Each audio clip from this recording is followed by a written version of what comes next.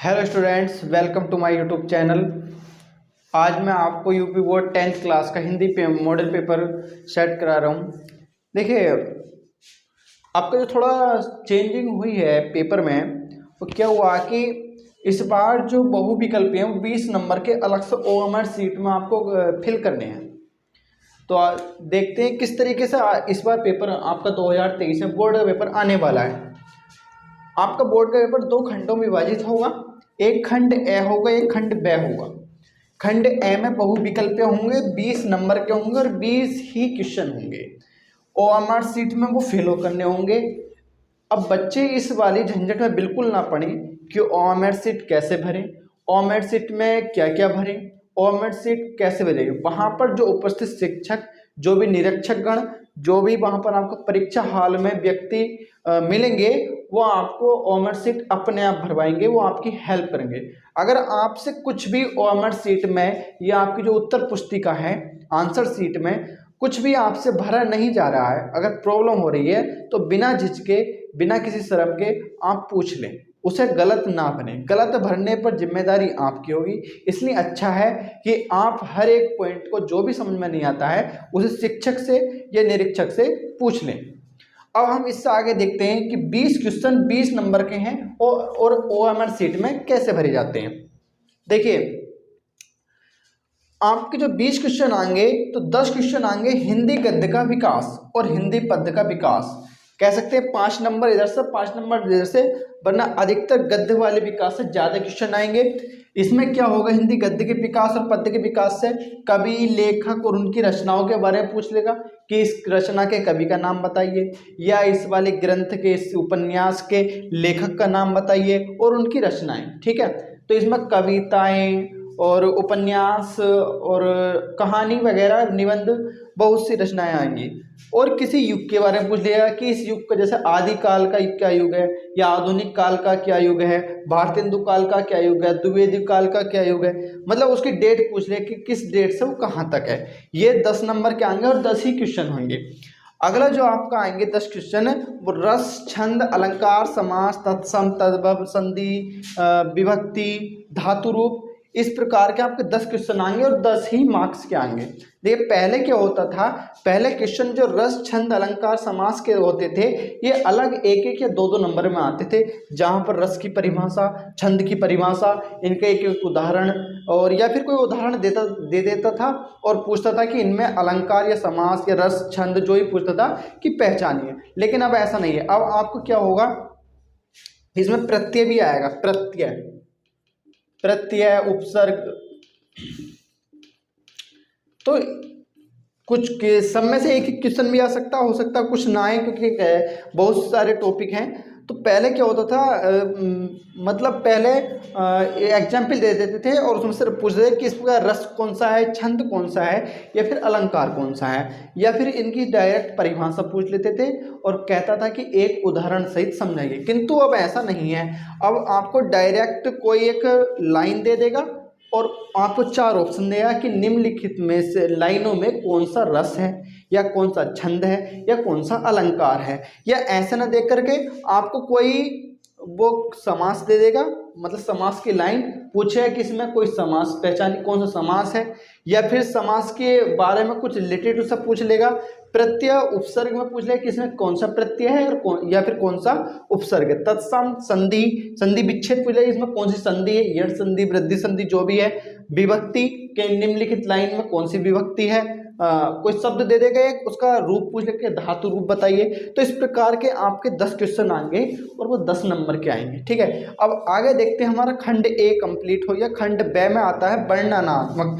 वर्णनात्मक का मतलब ये थोड़ा वर्णन करके आपको लिखने हैं। 50 नंबर के होंगे और लिखित मतलब कि लिख करके देने हैं आपको अपनी आंसर सीट में। वो आपको कोई लिख कर नहीं देना है, वहाँ पर ओएमआर सीट में आपको केवल ऑप्शन क्लिक करना है। वो ओएमआर सीट कैसे भरी जाएगी, मैं अगली वीडियो में ओएमआर सीट बताऊंगा, और अगली वीडियो में आपको यही बताऊंगा कि क्वेश्चन पेपर में किस किस तरीके के क्वेश्चन आने की संभावना है। अब देखिए, जो हमारा खंड ब वर्णनात्मक है, ये 50 नंबर का आएगा और लिखित होगा, मतलब आपको ये लिख करके देना है, आंसर शीट आपको दी जाएगी। तो इसमें किस प्रकार के क्वेश्चन आएंगे, आपको एक गद्यांश आएगा, गद्यांश में मतलब आपके हिंदी गद्य से एक गद्यांश आएगा, गद्यांश की आपको संदर्भ, उसकी व्याख्या और कोई एक प्रश्न, 3 प्रश्न आएंगे कुल गद्यांश से।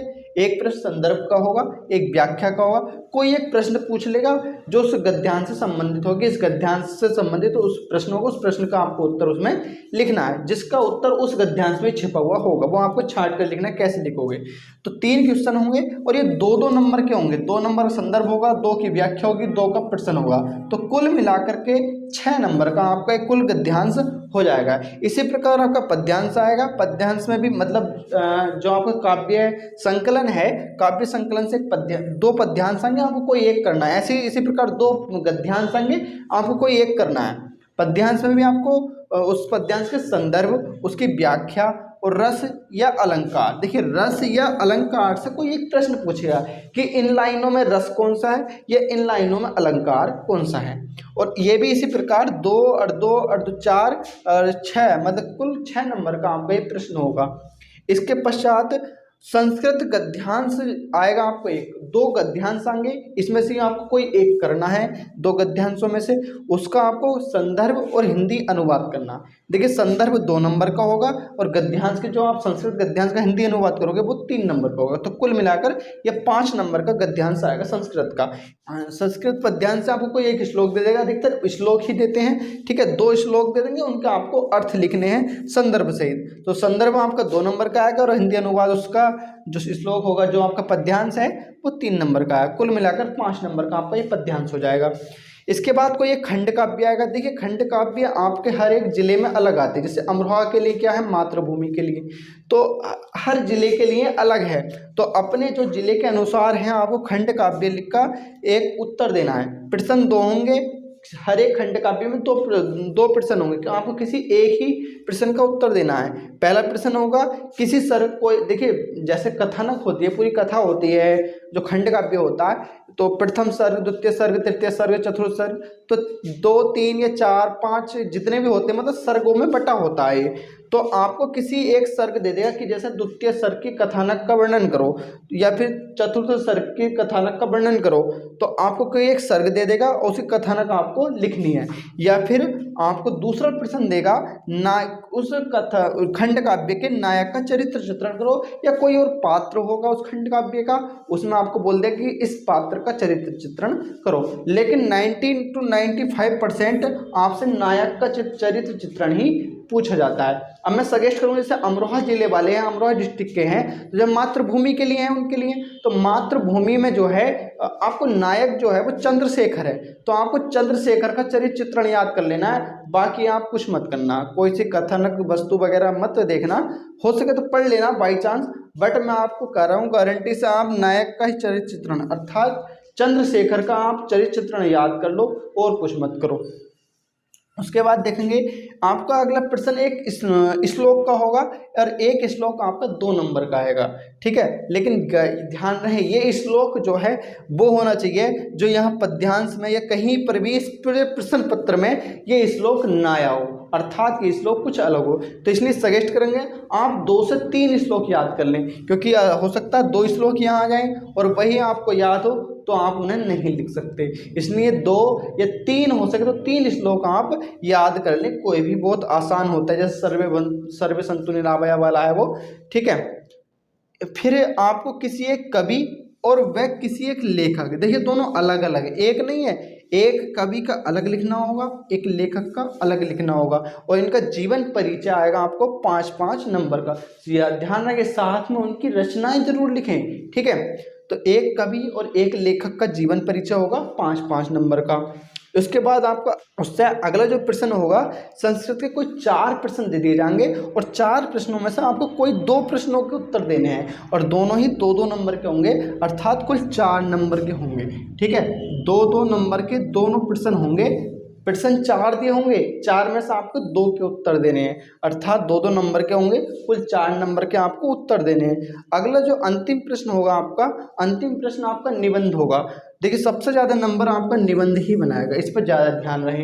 निबंध कौन कौन से आपको तैयार करने हैं ये मैं आपको अगली वीडियो में बताऊंगा। तो निबंध आपका कितने नंबर का आएगा, 9 नंबर का। निबंध लिखते समय किन किन बातों का ध्यान रखना चाहिए ये भी मैं आपको अगली वीडियो में बताऊंगा। और मैं आपको अगली वीडियो में यही बताऊंगा कौन से गद्यांश आपको याद करने, कौन से पद्यांश तैयार करने, कौन से संस्कृत गद्यांश पद्यांश, और किन किन बातों का ध्यान रखना है, कौन से कवि, कौन से लेखक। आपको मैं दो कवि और दो लेखक करवाऊंगा, गारंटी है मेरी।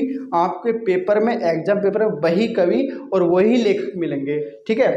आपको जो पद्यांश चैप्टर दे दूंगा मैं, 1 या 2 ही चैप्टर दूंगा बस, आप 1 या 2 चैप्टर तैयार करो, आपका टोटल उसी में से आएगा, ये गारंटी है, ठीक है। तो इस प्रकार अभी हमने देखा पेपर का पैटर्न कि पेपर किस प्रकार का आएगा। मैं अगली वीडियो में आपको बताऊंगा कि पेपर में आपको याद क्या क्या करना है। तो थैंक यू बच्चों, अगली क्लास में फिर मिलते हैं।